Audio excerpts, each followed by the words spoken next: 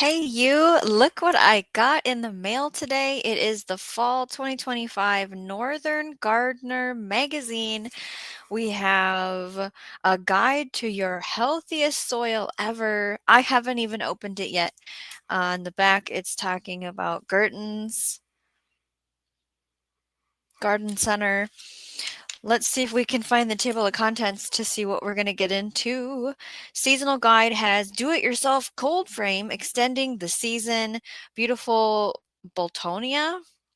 Asking an expert about missing soil nutrients and getting your healthiest soil ever. That's this little green box.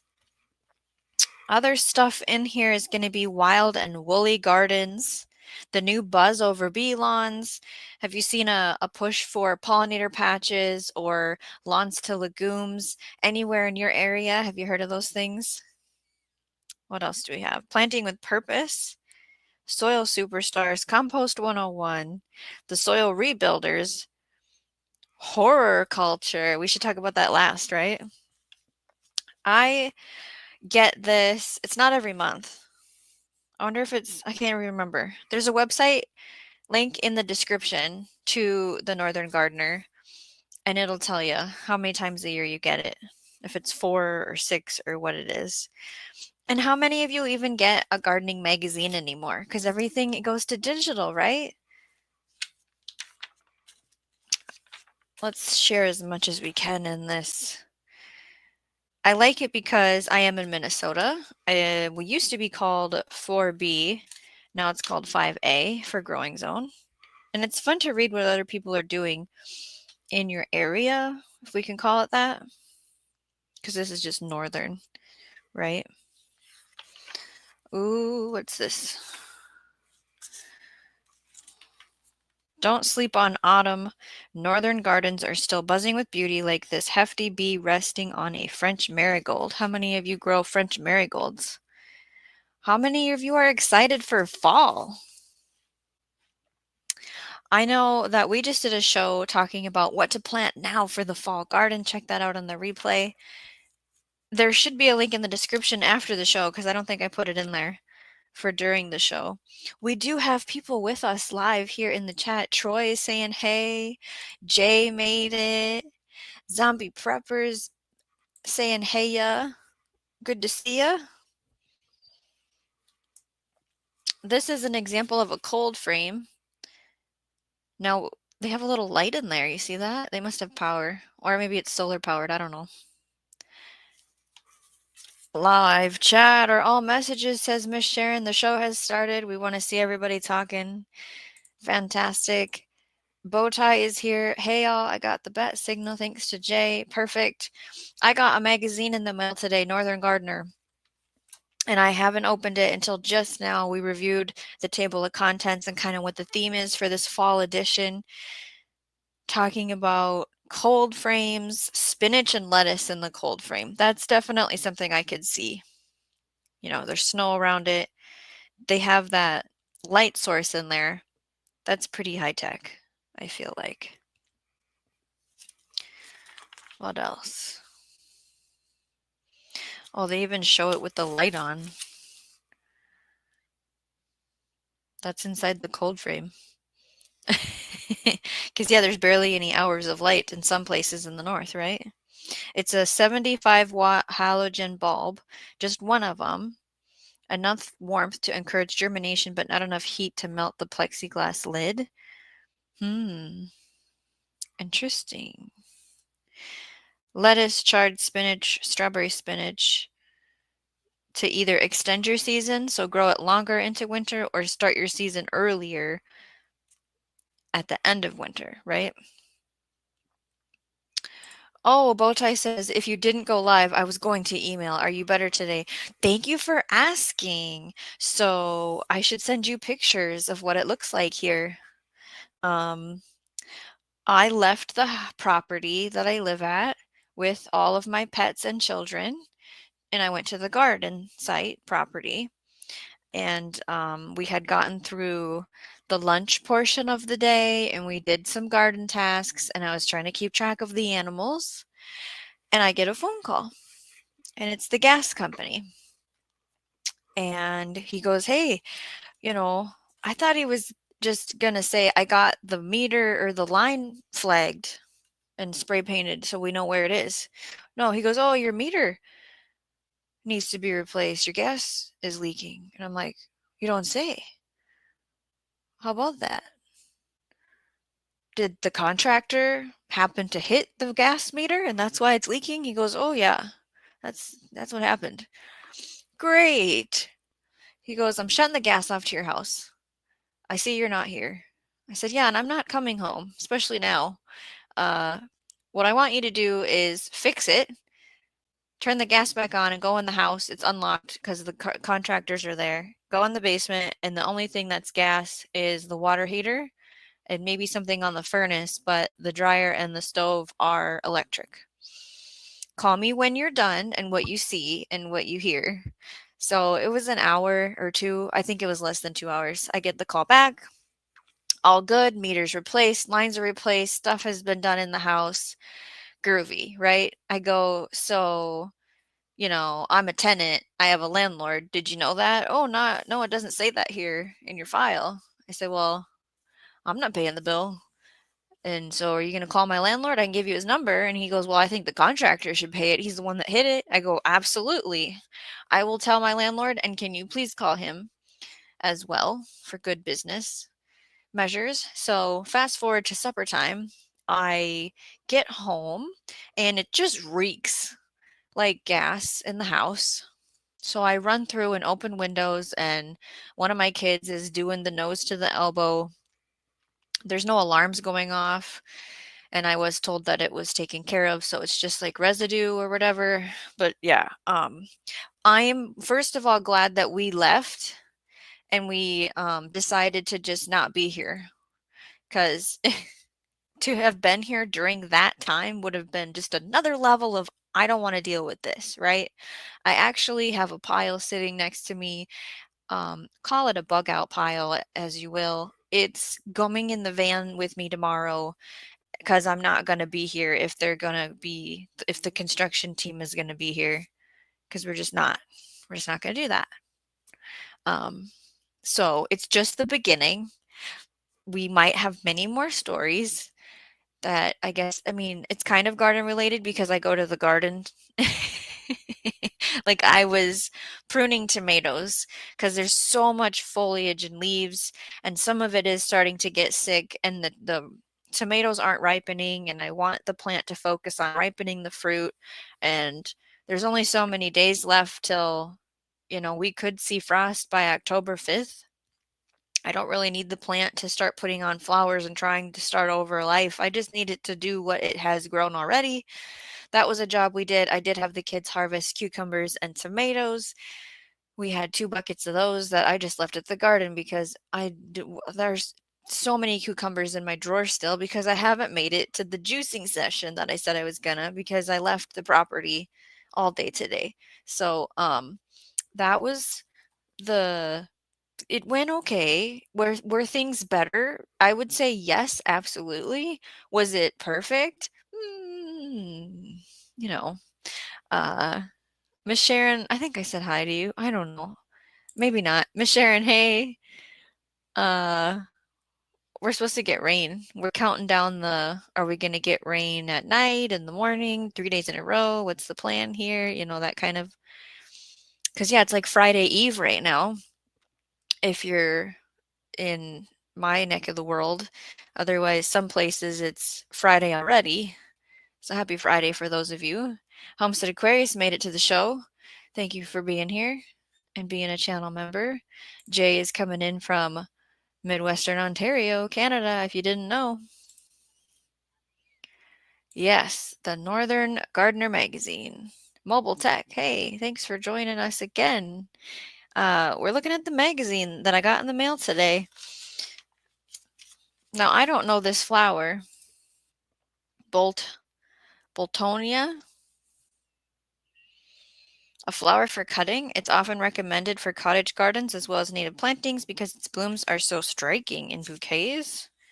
Interesting. Prairie Moon Nursery sells it. American Meadows sells it. Bluestone Perennials sells it. Never heard of it. It says it's a native? No way. So, like, it's perennial. Hmm. I don't know where it's a perennial at. Speed reading, right? Because, we're live. Complements other fall blooming perennials. Well, yeah, it says perennial. Such as goldenrod, Joe Pye weed, asters, and ornamental grasses such as blue stem, prairie drop seed, and switchgrass. Plant them all to enjoy an explosive end to the garden season. What flowers do you see in the fall around you? And it could be perennial or annual. Like if you time it right and you plant sunflowers every 2 weeks, you have like a summer set of sunflowers and a fall set of sunflowers, and you can get super creative with the color pattern of all of them. Bowtie says, okay, I grabbed a hot wire when I was running the electric in the attic. That's all I got. Oh, a hot wire. Well, I'm glad it didn't start a fire.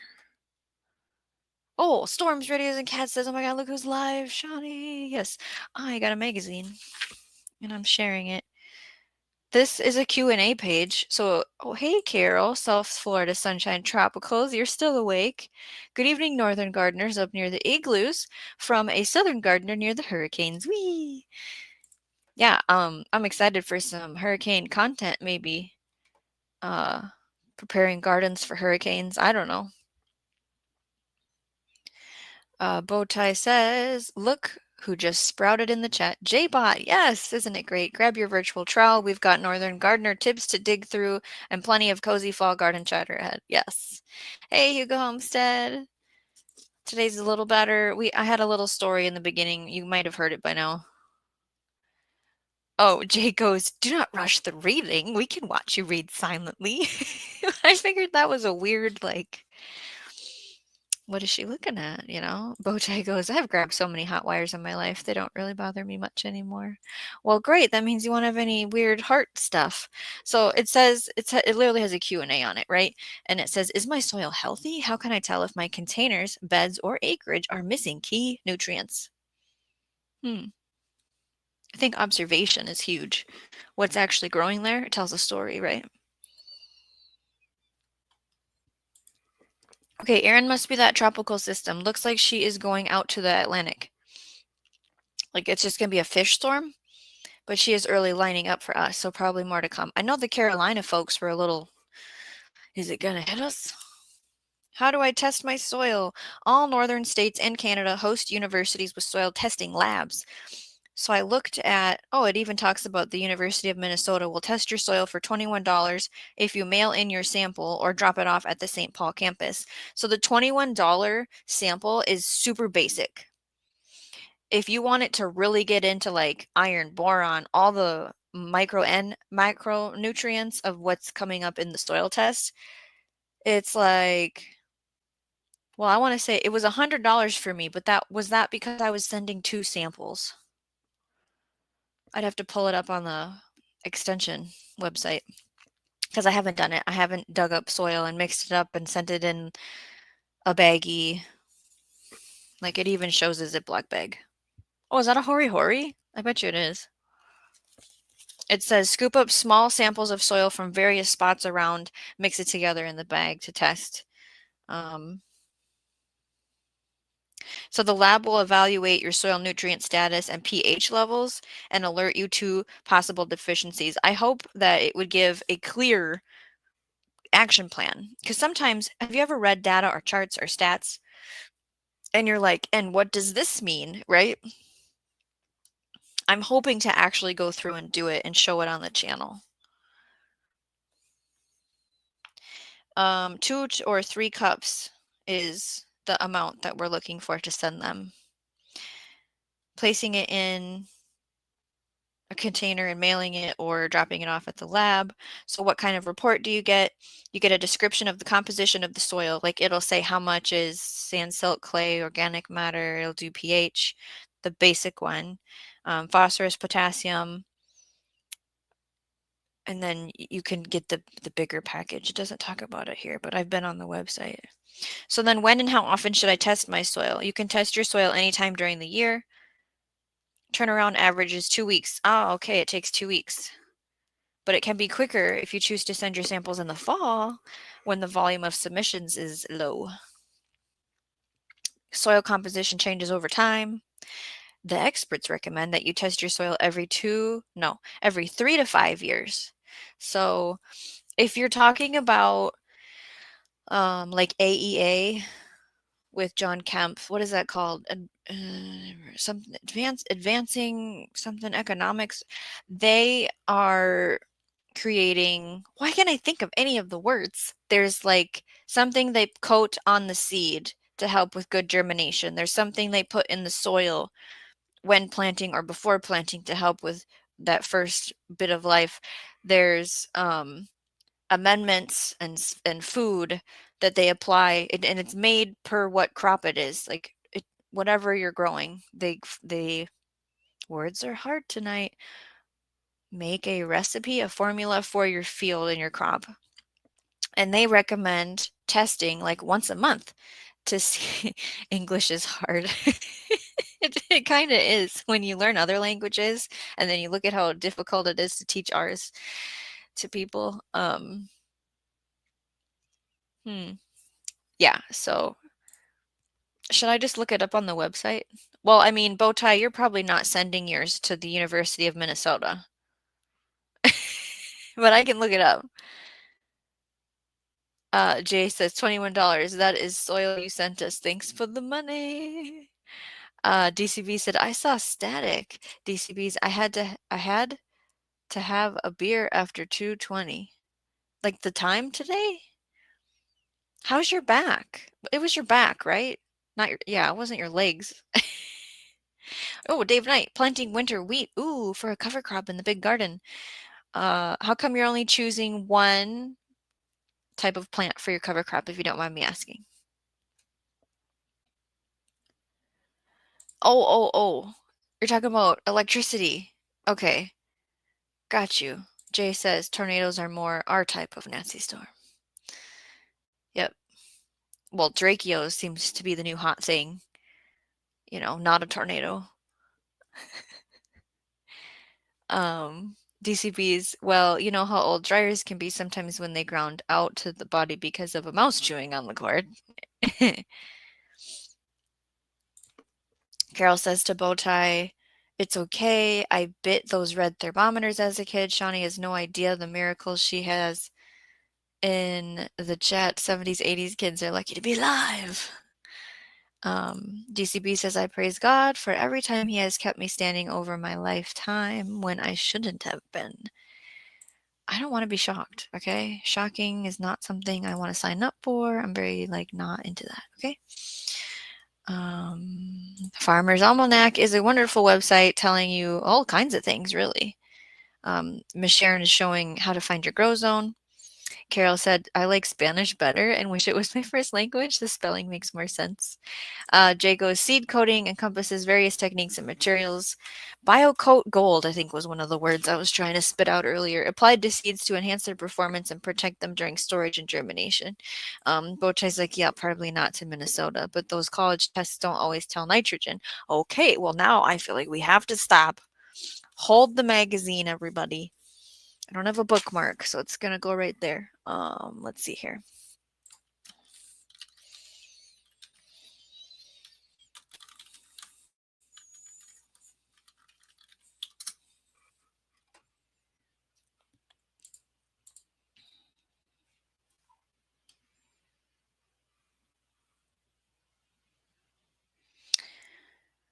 Oh, it'll talk about if there's excessive salts.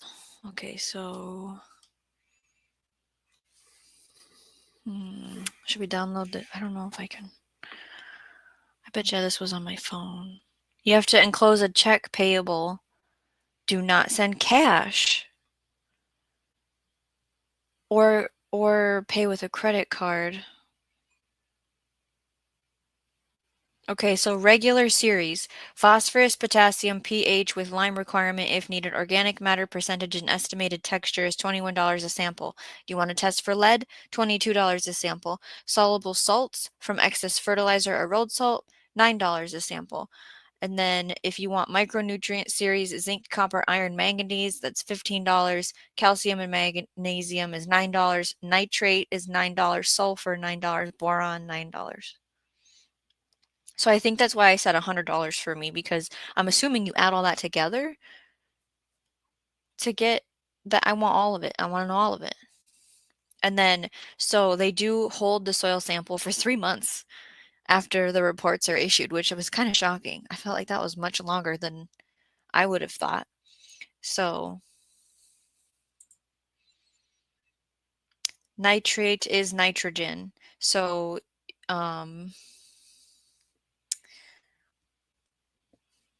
you know what I heard the other day about nitrogen, that it only stays available in the soil for 30 days? Anybody know about that? Okay, so you have to spend more, Bowtie, did I answer your question, to get the nitrogen reading. I figured it out. Yes, grabbing the voltage. All right, DCB says it's doing some better. I haven't spent any time on the floor today. Hey. Jay says the coatings can be categorized into several types, including seed dressing, film coating, encrusting, and pelleting, each with unique characteristics and applications. The one that I saw was like reminds me of a cement mixer. And you put the seed in there and you pour the amount of liquid coating, and you coat the seeds that way before putting it in the planter. DCB says I have been able to get around. It's improving and I'm alternating heat and cold. Okay. Yes, the Dracheos have been very frequent. The straight line winds with it, so there's no funnel from a tornado, but the winds are very powerful. Pest Hunter Outdoors made it to another show. Hey, how's it going?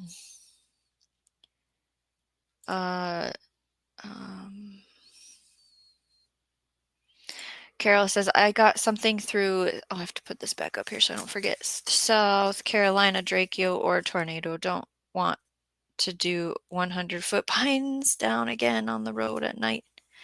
Yossi is in the YouTube universe, everyone. So what can I say? English is only my third language. Welcome to the show. Dave Knight says, I have a 5-gallon pail of winter wheat. I will plant some annual rye too for the cover crop. All right. The reason I ask is everyone speaks about how plant diversity is great with cover cropping, so adding something other than the wheat family to it. Also, having your termination plan. Do you want it to be killed in the winter? Do you want it to come back in the spring? Are you wanting to crimp it, solarize it, till it under, all that stuff also comes into play with what cover crop to plant. That's great. I haven't decided what I'm going to do, if there's a cover crop going in or not, because it's like I would have to plant the cover crop in September. Is that when I did it last year? Maybe it was August even. And I'm planning on growing a fall garden in half of one spot. So technically the other spot I could cover crop, but I won't have time for the fall garden to be done and have a cover crop germinate and grow to where it needs to, like the flowering stage. It's this balancing act of timing for sure. Bowtie says the kitty is going to get your magazine page turned. He is in the other room. He had a big day today going out to the garden. It was his first time.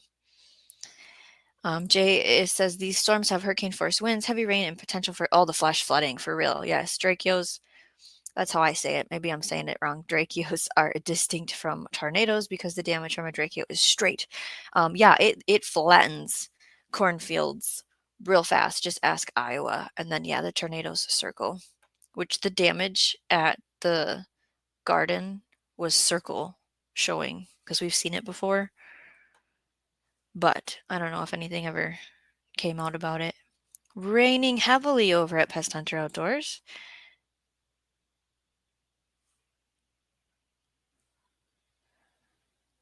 Okay, hold the soil sample for 3 months. They want to make sure it's in the country legally. I don't know. I thought just so if someone's like, I lost my report. I mean, the report would be digitally in somewhere. What do you need the soil for? And then is there a compost pile somewhere? Like they dispose of it. What's the process there, right? Bowtie says, yeah, that's what I've heard. Pay more for nitrogen, but it's very fluid in the soil. It comes and goes fast. 30 days sounds plausible. I was a little shocked because I was like, well, that's pretty quick, right? Oh, Jay, I have one in that room over there where it's tubes, 4 different tubes, 4 different colors, and you have like a pill that you break open with whatever it says to do, if it's water and soil or just soil. I haven't done it. The cheap basic test. It's just sitting in the box. Maybe I should do it.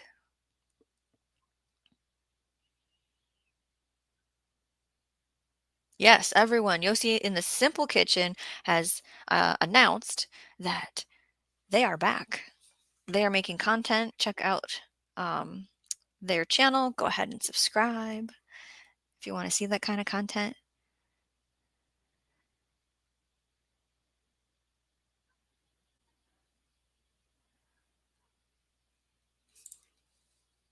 I don't know if that's to me. Maybe it's to Barry because there's radio talk or something. Adam is in the chat. Hey, you're cleaning. Well, that's great. You should come clean over here when you're done. It was your first time, Jay, having one of those? Oh, yeah, they're serious. Everyone, duly note this in the Journal of Bowtie's life that he was a DJ during Kuwait invasion. So just add that to the book for that timeline. Okay, we're slowly figuring it out. Oh, Radio Jonesy, happy Friday. I got rained out at work and sent home and thinking of going live, but how can I when my Boomerang Girl is live? I'm not going live for very long. I'm trying to get through my awesome magazine I got in the mail today for Northern Gardener, and we've made it to page 14. If you want to know how my day went, catch the replay because there was a story from today, or maybe I'll come over and hang out with you. If you're going live, I'll come up and talk. Okay. Get your healthiest soil ever, and it has numbers and pictures. Does that work for everybody's brain? Okay. 1. Map your garden. Sketch and make notes on your current garden. Did you add any new perennials? Has a tree grown large enough to create new shade? What's thriving?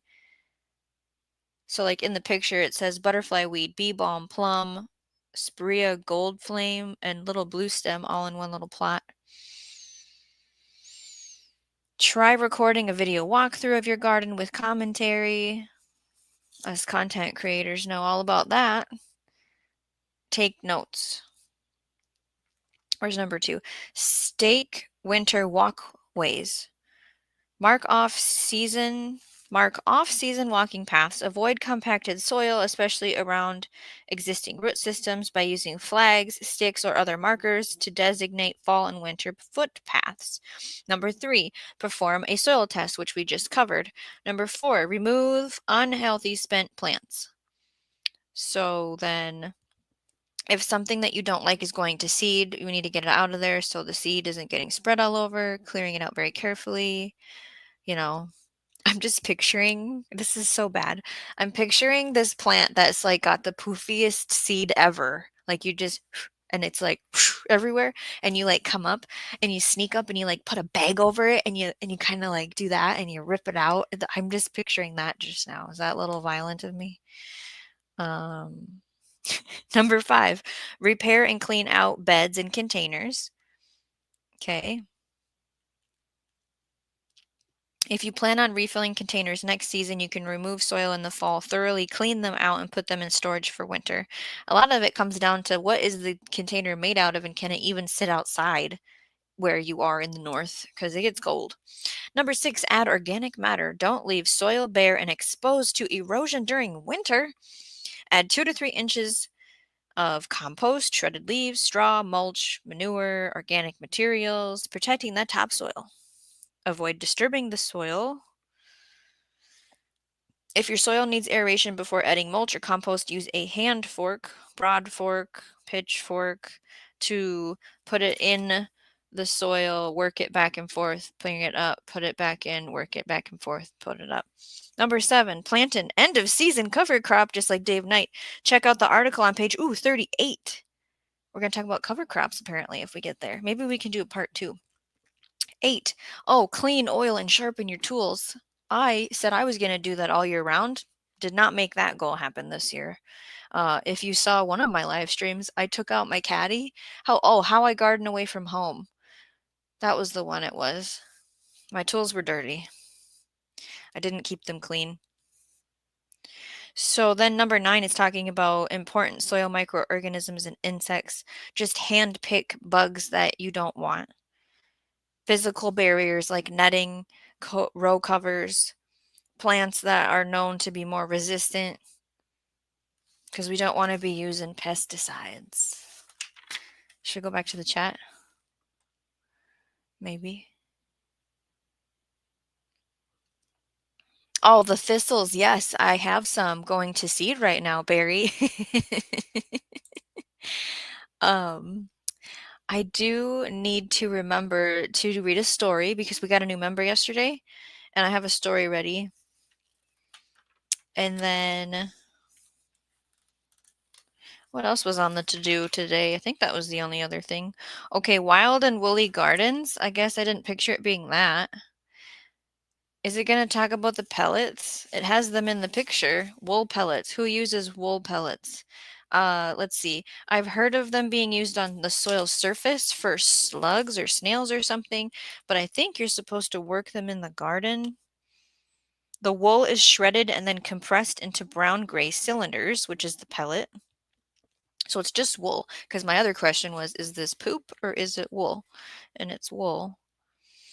Mix the pellets into the soil of a potted plant or in a garden. It holds onto water.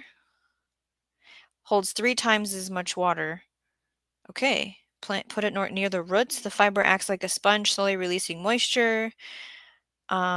Maybe it's going to talk about it's got nitrogen in it or something. Organic product.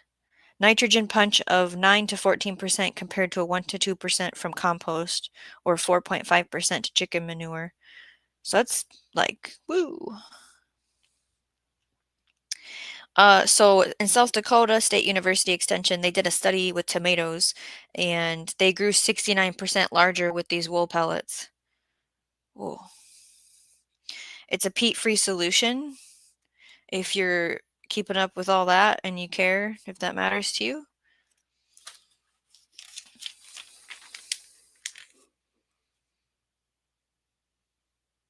Going in the chat for a second to see what's happening. If anything's popping out to me. A lot of people are just sharing links and having conversations, and you do your job, Homestead Aquarius. You get the work done. Peat is free?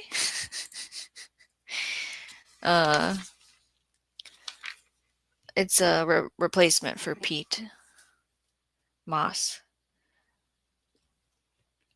Okay, wool. There is somebody in Minnesota that I found in one of my gardening groups that sells wool pellets, but I didn't order any.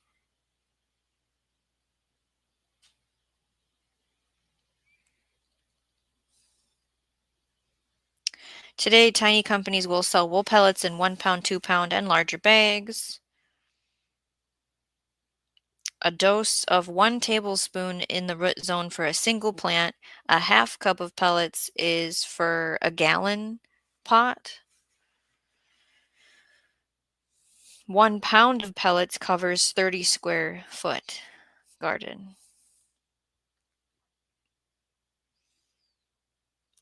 She applies them during planting time when the seeds go in.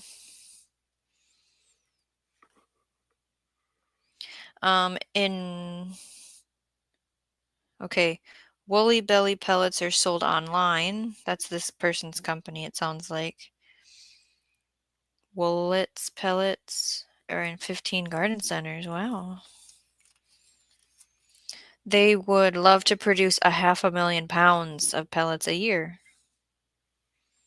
Yeah, I would like to try it. There's a little blip about replace peat, and here's why. And I don't think I'm going to read that today. This is talking about the new buzz over bee lawns. Excuse me. And I had asked in the beginning, has there been a lot of conversations about pollinator patches in your community, or lawns to legumes, or, bee lawns? Do you hear that being promoted where you are.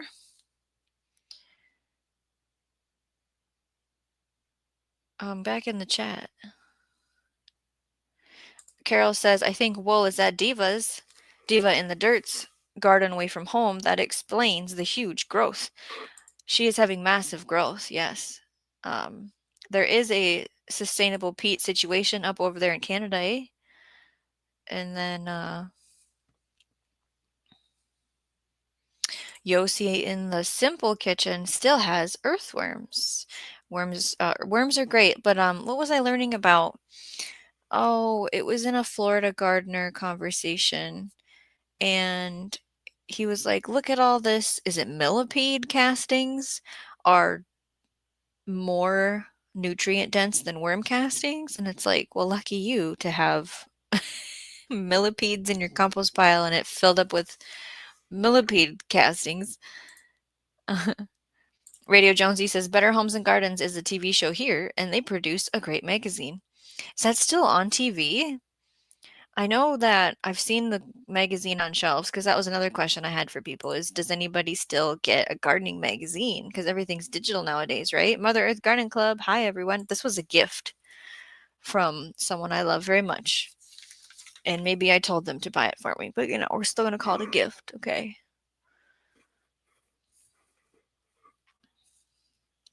Oh, Mother Earth Garden Club. My daughter told me about an app that can identify different bees, and it's called Bee Machine.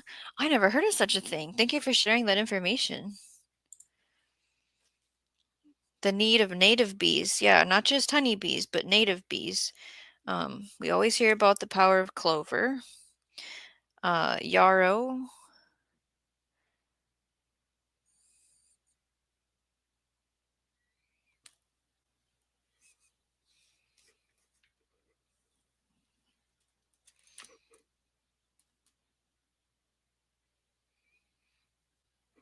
Nothing's really standing out to me here.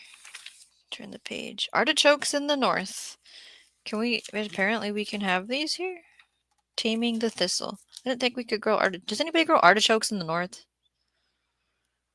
I feel like I see these where it's warm. So we grow them as a annual, not a perennial. Is that the difference?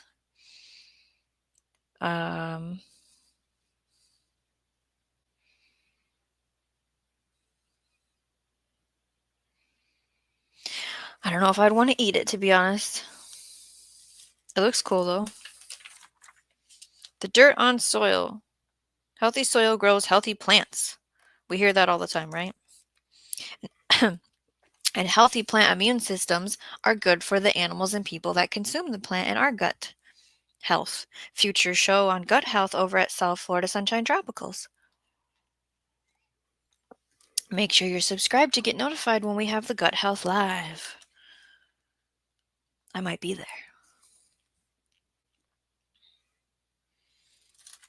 Okay, what are we learning here? No dig gardening. Yeah, okay. Soil structure. Balancing space for air and water in the structure of soil, compost.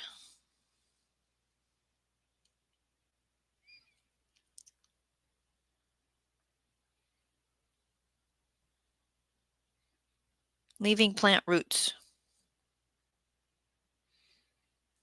Yes. Feeding the microorganisms by just leaving the plant roots in the ground. Chilling microorganisms. Northern gardeners may wonder what happens to microorganisms when the ground is frozen solid for a few months.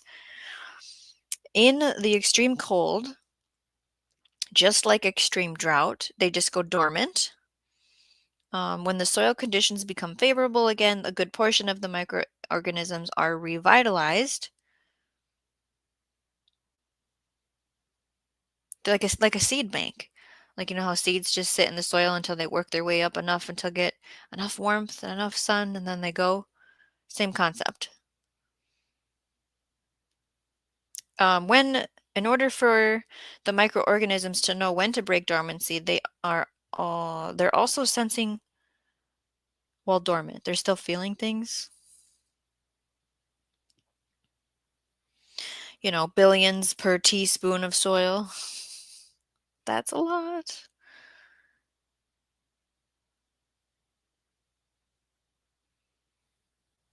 So building your own no-dig bed, mowing existed grass and weeds as short as possible and pulling any large things that need to come out. Add edging to contain future compost if desired. I've seen that with rocks or boards. Forking the soil to open up air and water pathways, adding a thin scattering of compost to welcome microorganisms upwards. If existing soil is depleted, add a layer of light excluding mulch like the cardboard. Remove the tape, no waxy coating, plant-based ink only to help smother weeds. Add 2 to 5 inches of finished compost, and then you could mulch a path with wood chips if you would ever so desire. And it is an article that they interviewed the famous Charles Dowding, who I could have met in person, but I'm too chicken to travel and be alone. Companion planting is another one, planting with purpose. They had this in an article. I can kind of show it. So, see the space and how there's all kinds of different things together, both on the ground in a middle layer and up vertically. That's our example of companion planting and plant diversity, page 37. Oh, are we getting to the cover crop conversation? Or did I skip it? Nitrogen fixing nodules on edamame root, comfrey ready to chop and drop. Plants such as comfrey, lamb's quarter, yarrow, and common nettle make great bioaccumulators, cutting up the stems and the leaves, letting them decompose on the soil surface, or even putting them in water to make a liquid plant juice. Takes a couple weeks, or you could wait even longer. Cover cropping, here we go. Benefits: improve organic matter, increased microbial activity, better water retention, reduce soil compaction, which is pretty popular and common in my area. Like the rain compacts the type of soil we have. Nitrogen fixation, weed suppression. Know your soil to fine-tune the choice of cover crops, to replenish the missing nutrients. So planting with a purpose, right? The top cover crop picks: oats, field peas, radish, seed mix of oats, peas, and radish, buckwheat, I've done, crimson clover, I think that's the one I want to plant this time, red clover, winter rye, yellow mustard. Grow your own cover crops. Choose the seed that fits your needs. Aim for planting 4 weeks before the frost. Remove the previous crop before planting. Rake in the seed. If you have a problem with squirrels or birds or anything coming and eating the seed of your cover crop, you can add netting, chicken wire, a barrier to the surface somehow. You can leave it in place and let winter kill it depending on what you planted, or you chop it under in the spring. You crimp it and solarize it or chop it in. Plant directly into the mulch layer in the following spring. So, what's in the chat?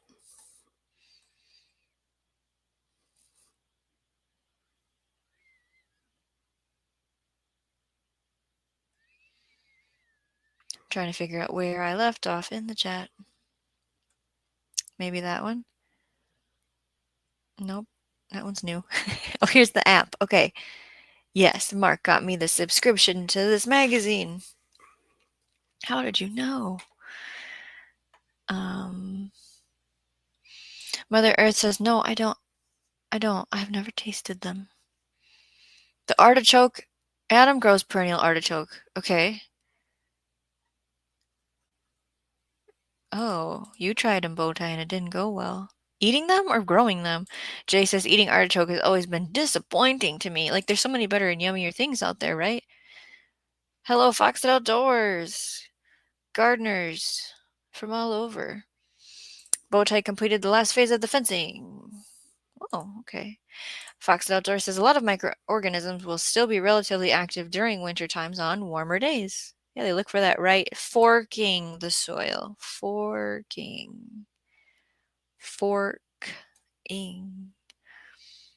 Painting was happening in the South Florida Sunshine Tropicals home. Yarrow is a turd, says Cliff. Desert plant, short-lived, flower production, great for tinctures and teas. Somebody from Wyoming said yarrow is a weed. It's everywhere. And I was like, that sounds like a very happy thing. Great thing, right? Jay says, I used to run a landscaping business, now just dabble for a few clients and do freebie work. Bowtie is getting out the heating pad.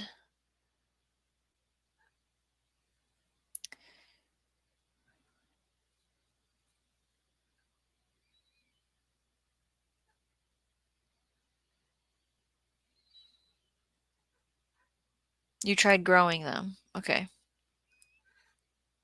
Yeah, yarrow is a weed with Jay. Okay. I have to remind everyone something here. There's all these other things in my banners from a show. And I didn't delete them because I'll have a show at some point and it's easier to just delete the text and create a new banner and move it around. But I'm not finding the one I want. It was the one that says, hey, you should hit the thumbs up, which I'm sure all of you already have. And you in the replay as well. Because you know how, here we go. If you're enjoying the stream, give it a like. It helps more gardeners like you find us. I also have live streams on vermiculture, the Hunger Gap, what should I grow my first year. Those were a lot of the most popular things. That's why I keep repeating them. Once we get some more good shows under our belt, I'll change this to that, whatever that is, right?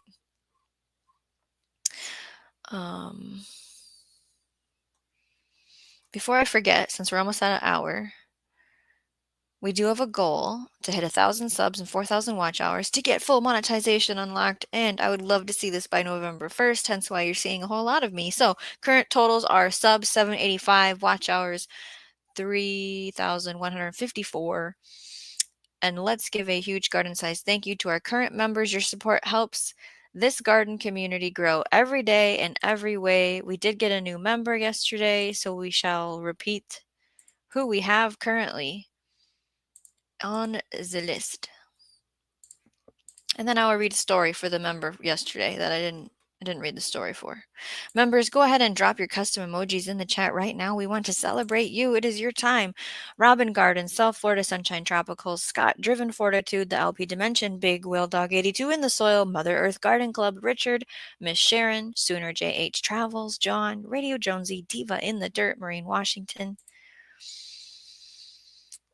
Did it switch? Yeah, okay. Gear Grinded 19, Demoose 1829, Teats Treats, Future of Food with Chef Kelly, Grace Martin, Serena Norell, The Groves, Bargain Emporium, Steph, GT Jr. Grows at Alaska, Brook Trout 1, Leslie Spites, Emmanuel, The Ultimate Gardener, Leonard, Mountain Homestead, Chris and Amy, Puppy Breath, Sifting Some Soil and More, White Rock Homestead, Homestead Aquarius, Sam Potstick, Destiny Fitzgerald, Minnesota Gardening, Grant McIntosh, MKP, and Resourceful Living Homestead. Thank you all so much for being a member. And so now, the pot that never emptied. Shawnee found it at a yard sale, a small clay flower pot, cracked at the rim and painted with faded blue swirls. Seller just smiled when she asked the price. It's yours if you promise to grow something in it, they said. That night she filled it with soil and tucked in a single basil seed. By morning, the seed had sprouted tall, fragrant, and ready to harvest. But here's the strange part. When she clipped a handful of leaves, new ones grew in their place almost instantly. She tried it again. Snip, fresh leaves. Again, snip. More basil than she could ever use. Soon, she was filling baskets for neighbors, giving armfuls to strangers at the market, and still, the plant kept growing, the soil never depleting. One evening, she noticed tiny letters carved inside the pot's rim. The more you share, the more you'll have. The next morning, the basil had been replaced by a tomato plant already covered in green fruit. Shawnee laughed. It seemed the pot had more lessons to teach.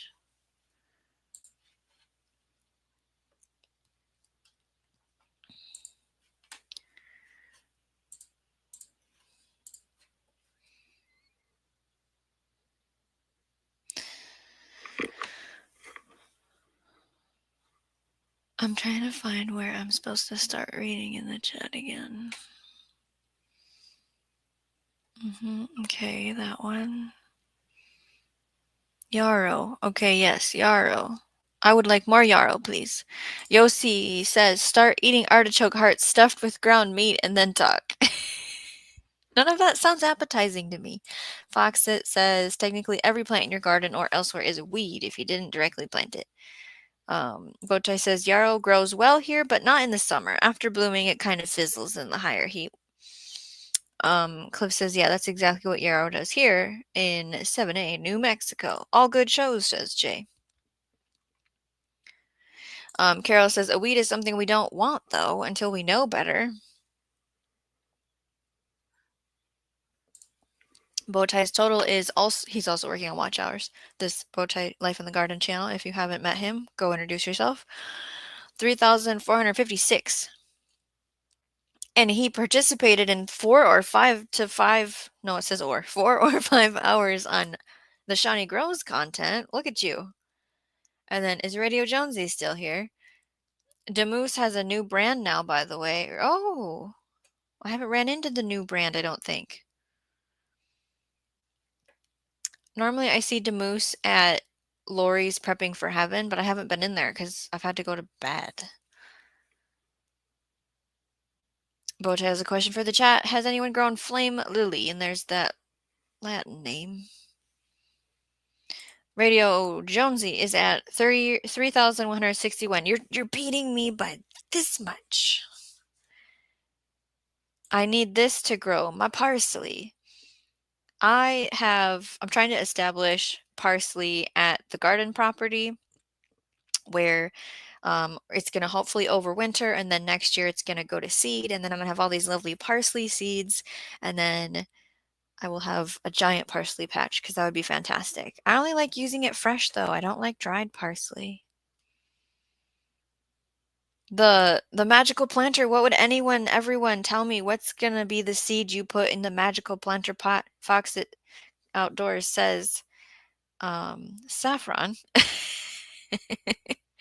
Adam says, oh my goodness, you have a membership tab, Shawnee. I'll check it out. Yes, I forgot to say something about that. Become a channel member and unlock a special video. It says it's about why I have a channel, and there's a couple other things on there too, and I'll have photos on there, and eventually we can do member garden spotlights. So just hit the join button or the subscribe plus button. It might be in the channel description, and if not, I'll have to put it in there after the show if that sounds like your garden party.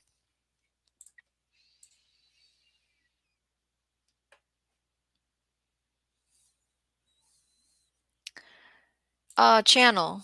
Demoose is a channel, but I don't know what, Radio Jonesy maybe can answer that. Tulsi is what Miss Sharon would put in her magical pot. Richard made it. Hello, hello.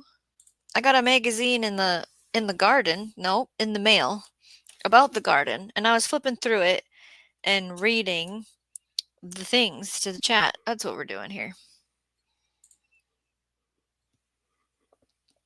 Mother Earth Garden Club. I love Holy Basil. And then Radio Jonesy, are you going live then? Is it scheduled? What are we doing? How serious were you? How you feeling? I need to know these things. Okay, allelopathy. It says dirty words. Allelopathy, microorganisms, soil-borne pathogens, green manure, living mulch, law of return. What comes out of the soil should go back into the soil to maintain balance. When nutrients are harvested, they should be returned to the same soil. The soil superstars. Look at this page. Fungi, bacteria, bigger microorganisms, arthropods, invertebrates, micronutrients. Yes, okay. Compost 101. Every gardener should make some compost. Soil rebuilders, 3 northern gardeners, 3 case studies in protecting and improving soil quality is also in this magazine. Excuse me. 10 soil tips. compost, ground cover, complementary planting, mulch, deep watering, worm ecosystems, free resources, hold the chemicals, try varied growing methods like raised bed, vertical, grow bags, containers. 10. Move the sad plants. Get them out of there. Solarizing soil to feed our neighbors. Controlling weeds and soil-borne diseases using solarization harnesses the sun's heat and deprives weeds of water and oxygen. I did solarizing for the first time this year. I have a video showing the results for that. I am a huge fan. I would totally do it again. I'm doing it right now, actually, to another section of the garden. It's fantastic. It's best done when it's hot in the summer, when you have high temps. Super cool. There was a thistle-filled community garden, I think is what that said. Cool.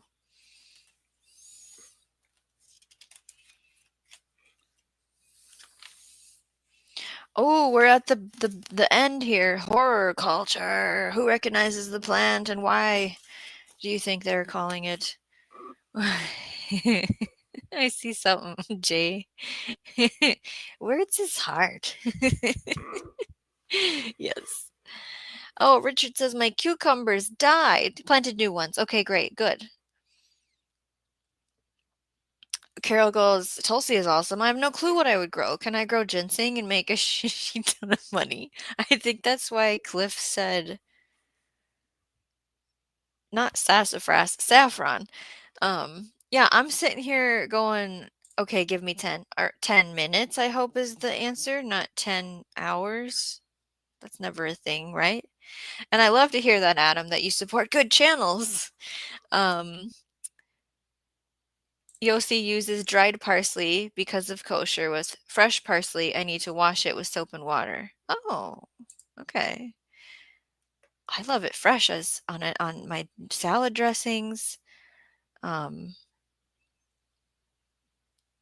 a salad, like on food, the end of like a soup dish. Mother Earth Garden Club, can you use store-bought ginger and grow it? I know in Minnesota I would bring it in during winter.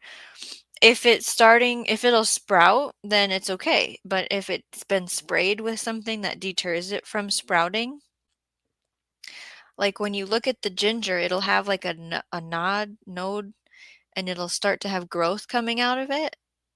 And then you'll know like that one's plantable, or you could plant them and just wait and see. Shallow, you don't have to cover it too much in the container. My ginger came from a viewer of the channel, and then I think I grabbed some from a store to plant. I don't remember though. Yeah, I don't. Okay, so my plant, I have no clue. I have no clue what I would put in my plant magic pot, right? Go ahead and spend time with the Mrs. Adam. Thank you.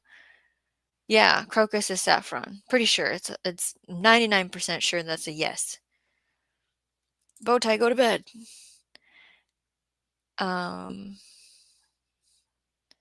Okay.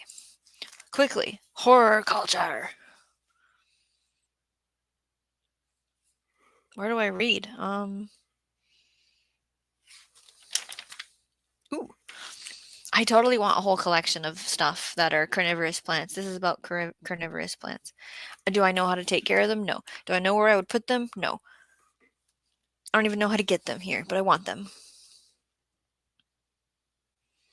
Is it going to tell me? Here we go. Red tinged tentacle-like glands on the Drosera are armed with digestive enzymes and an irresistible glimmer. 2. Enticed by nectar, insects slip inside and can't escape. Nepenthes, liquid-filled, picture-perfect death trap. 3. Venus flytrap, snap shut in a flash if you trip the foliage hairs. 4. The mysterious mouth and colorful hood of the purple pitcher plant. Oh, Sarracenia purpurea hides a deadly pool for flies, frogs, and more. I just like, yeah, we have gnats, So it's like, is that enough? Can I just have one? The sundew drosera traps bugs with glistening, sticky tentacles before slowly digesting them. I feel like I would overwater it and it would die, but I would like to try it. Look, it's a fly in the Venus flytrap, everyone. Ooh. I know my children want carnivorous plants because they know what they are somehow. I don't think it was me. Oh, look, free seeds. It's just like the library, free little libraries. Minnesota Green spreads the joy of gardening. What is this? That's cool. Okay. Hale Page Diamond Lake Gardens has a free seed thing. Folwell Community Garden, Minneapolis, is maintained by volunteers. Jenny Lind Elementary School Community Garden has 48 plots for rent. Okay. Pretty cool. So, if you're interested, there's a link in the description just to the website to try and figure out how to sign up for a magazine. I don't have any kind of fun, hey, affiliate link thingy. Maybe I should email them and ask. I don't know. I just don't know. I'm going to wrap it up over here. Let's see here. Bowtie says, I actually worked 8 hours Tuesday and today. I haven't worked 8 hours in a day for a very long time. Coach, hey, drop them in to say hey. We went over that magazine that I got in the mail today.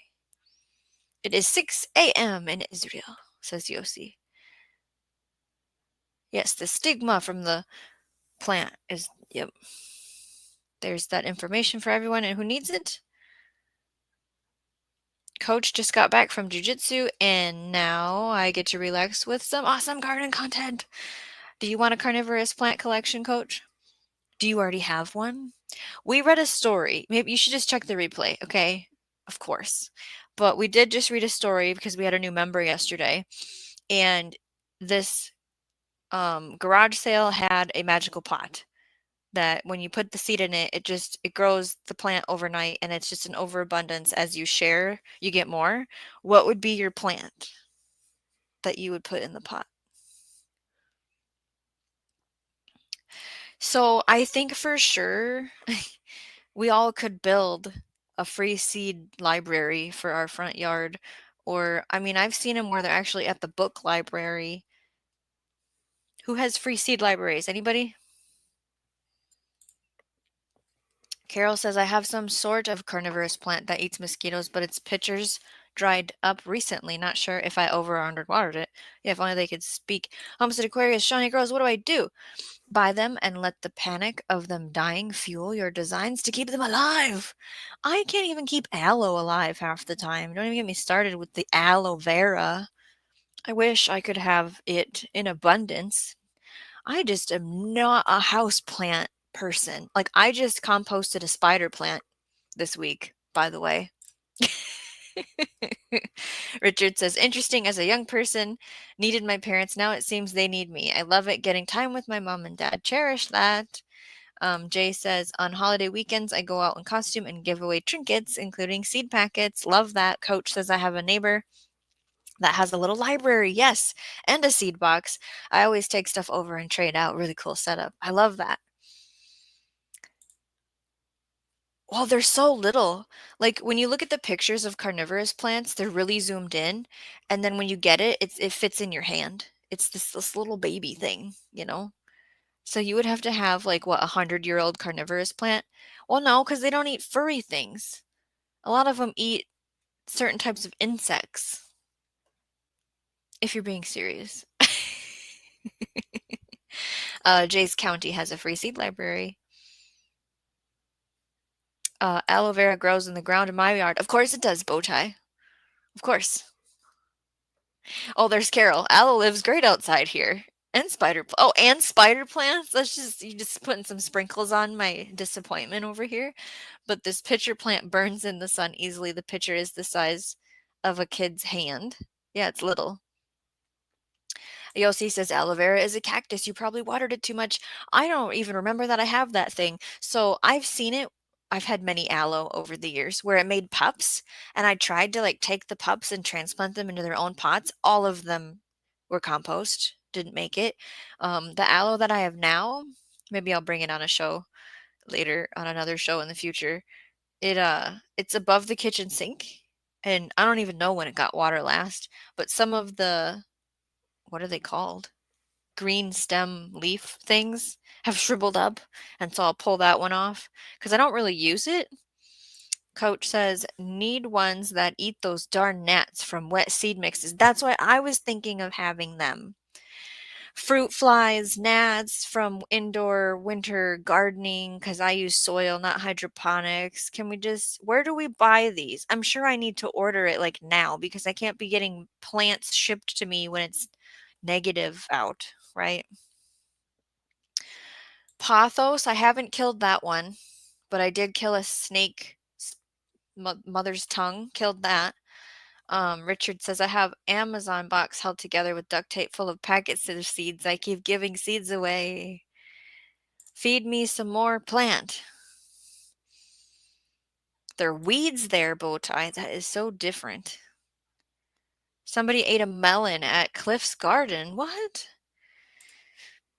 You might have just overloved your houseplants. I feel like I don't have enough light for them. Like I want them to be in all the places of my house, but I don't let any light in for them. I have killed a large amount of plants in my plant loving time, says Carol. I got the hour. Okay, that was, yeah. Mother Earth Garden Club. How do you kill aloe? I put mine upstairs over winter and water maybe twice and they survive. Sundew is carnivorous for all those little bugs. Sundew? Okay. Oh, there. Mother's tongue grows outside here too. Thank you guys for being here for our Northern Gardener magazine conversation. It's fun to read it with people. Nobody here wants to read it. They just want to cut out the pictures and glue it to paper. They don't want to read it, you know. We are going to work on the August garden tour, editing that footage together.